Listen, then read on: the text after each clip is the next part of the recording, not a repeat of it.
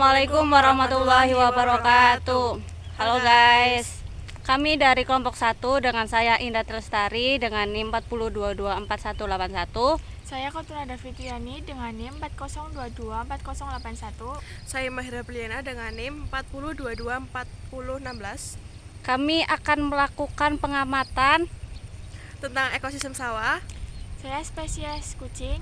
Dan saya gen warna kulit pada manusia. Halo semuanya, saya akan menjelaskan tentang keberagaman hayati khususnya pada spesies kacang-kacangan.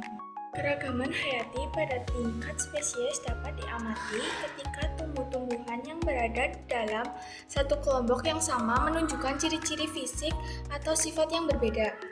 Pada pengamatan ini, objek yang saya akan digunakan adalah kacang panjang, kacang buncis, dan kacang tanah. Ketiganya termasuk dalam kelompok-kelompok kacang-kacangan atau famili Fabaceae atau Fabaceae. Pokoknya itu ya. Tetapi tetap memiliki perbedaan struktur, bentuk buah, serta cara tumbuhnya. Yang pertama itu kacang panjang. Kacang panjang itu batangnya panjang dan merambat. Daunnya berbentuk oval dan berbentuk hijau tua. Buahnya panjang seperti tali berwarna hijau. Bijinya kecil dan berada di dalam polongnya. Seperti ini, bentar ya. Bijinya seperti ini ya. Bijinya seperti kecil-kecil seperti ini, kayak mengusut gitu. Terus yang kedua itu kacang tanah. Kacang tanah itu batangnya pendek dan tumbuh mendatar. Daunnya kecil dan berwarna hijau terang. Buahnya tumbuh di dalam tanah dan dengan kulit yang keras. Keras kan? Bijinya antara 1 sampai 3 butir dalam satu kulit. Bentar ya, seperti ini. Nah, ini ada 2 butir. Terus kulitnya keras.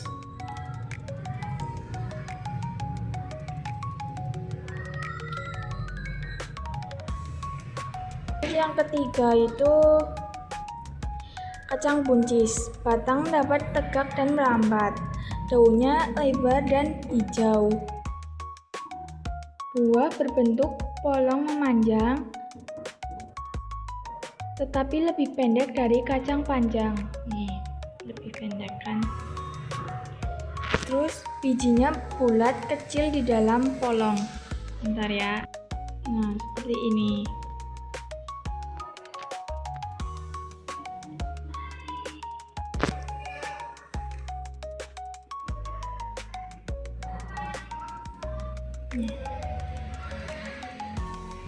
Terus ada juga nama ilmiahnya dari kacang panjang itu Vigna unguiculata. Kalau kacang tanah itu Arecis hypogaea. Terus buncis itu Phaseolus vulgaris. Kalau ciri khas utamanya itu kacang panjang itu buah panjang dan bergantung. Kalau kacang tanah itu buah tumbuh di dalam tanah. Kalau kacang buncis itu buah pipi dan lebih pendek kan, yang kayak tadi aku jelasin ya. Terus cara buah berkembang itu kacang panjang itu buah tumbuh di atas tanah. Kalau kacang tanah buah berkembang setelah bunga masuk ke tanah. Kalau kacang buncis itu buah tumbuh di atas tanah. Ada kesamaannya juga. Yang pertama itu sama-sama termasuk keluarga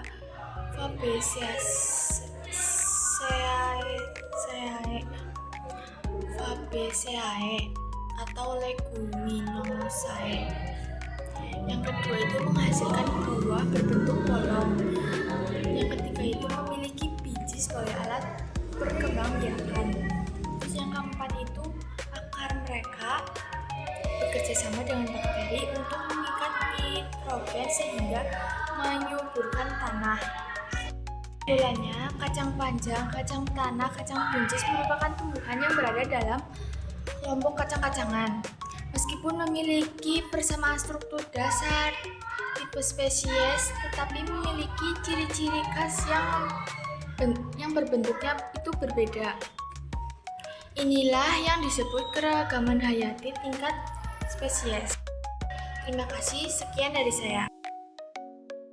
Ekosistem adalah hubungan makhluk hidup dengan lingkungannya yang ditempati oleh dua komponen, yaitu komponen abiotik yang terdiri dari semua benda mati, contohnya batu, tanah, air, cahaya matahari, dan suhu. Komponen biotik terdiri dari semua makhluk hidup seperti manusia, tumbuhan, dan hewan. Dari hasil pengamatan yang telah saya dapatkan, yaitu terdapat komponen biotik berupa tumbuhan primer, tumbuhan sekunder, dan hewan. Tumbuhan primer yaitu tumbuhan yang memang sengaja ditanam dan dirawat oleh petani. Kemudian akan dipanen kembali seperti padi, tanaman jagung, dan tanaman kacang. Kedua yaitu tumbuhan sekunder. Tumbuhan sekunder adalah tumbuhan liar yang memang biasanya tumbuh di sekitar tumbuhan primer. Yang ketiga yaitu hewan. Hewan yang saya temukan yaitu kupu-kupu, katak, burung, kepiting, dan belalang. Sedangkan komponen abiotik yang saya temukan di ekosistem sawah adalah tanah, air, cahaya matahari, dan batu. Hubungan yang terjadi di ekosistem sawah ini yaitu rantai makanan. Rantai makanan adalah peristiwa makan-memakan antara makhluk hidup, sebagai contoh yaitu padi dimakan belalang, belalang dimakan oleh katak, lalu katak dimakan oleh ular, dan ular dimakan oleh burung. Nantinya, burung akan mati dan dimakan atau diurai oleh jamur. Kolam ikan merupakan tempat hidup dari hewan-hewan air, dan vegetasi kolam merupakan suatu ekosistem karena di sana terdapat hubungan saling timbal balik antara makhluk hidup dan lingkungannya. Kolam adalah salah satu contoh ekosistem sederhana buatan manusia. Kemudian, komponen apa saja yang terdapat pada ekosistem kolam? Terdapat dua komponen pada ekosistem kolam. Yang pertama biotik, yang kedua yaitu abiotik. Yang pertama, di sini terdapat beberapa jenis ikan. Ikan merupakan komponen biotik karena ikan merupakan organisme heterotrof, yaitu organisme tersebut tidak dapat membuat makanannya sendiri, sehingga bergantung pada makhluk hidup lainnya. Dalam rantai makanan, ikan tersebut berperan sebagai konsumen yang akan memakan produsen. Terdapat juga kutu air yang merupakan komponen biotik. Selanjutnya juga terdapat lumut.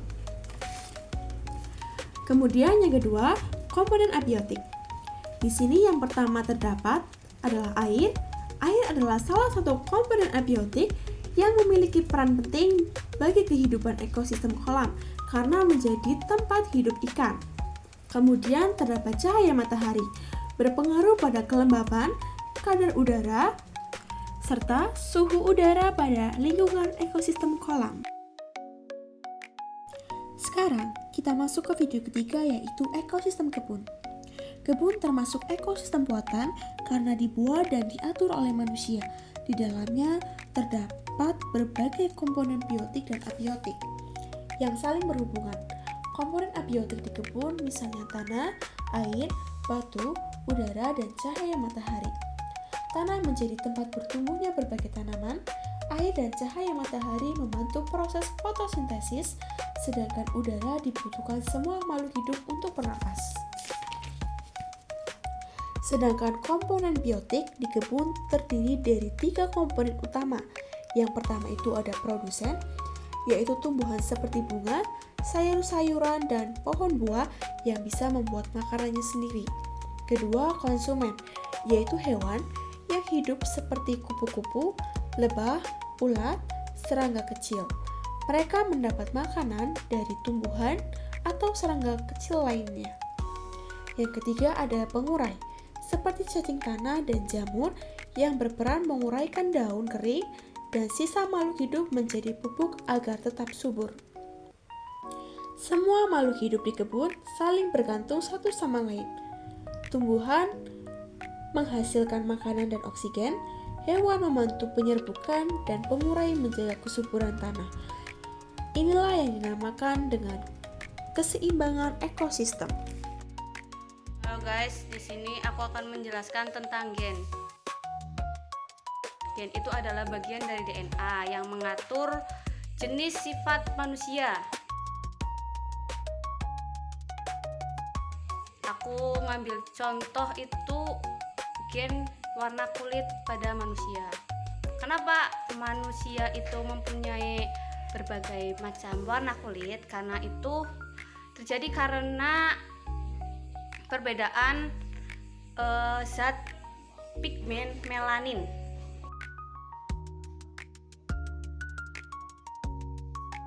Baik, di sini aku akan menunjukkan bahwa setiap orang itu memiliki warna kulit yang berbeda-beda. Nah, di sini ada Jenny, Sar, Tari, Ketum, Lupi, dan Manti. Bisa dilihat kulit Sar agak sedikit tan ya. Di sini juga ada Tari yang agak putih, terus Jenny juga putih juga. Nah, Lupi sedikit, terus aku juga agak teh. Faktor yang mempengaruhi gen warna kulit itu ada dua, yaitu faktor lingkungan dan faktor keturunan. Lingkungan itu kayak perbedaan tempat tinggal. Yang di pantai itu agak gelap karena pigmen melaninnya banyak, karena untuk melindungi dari sinar matahari. Dan kalau wilayahnya agak dingin itu cenderung lebih putih karena pigmen melaninnya sedikit. Lalu untuk faktor yang kedua itu ada faktor keturunan, karena gen itu bersifat turun-temurun dari ibu dan bapak. Jadi itu saja penjelasan dari saya tentang gen. Kurang lebihnya kalian cari di Google. Terima kasih.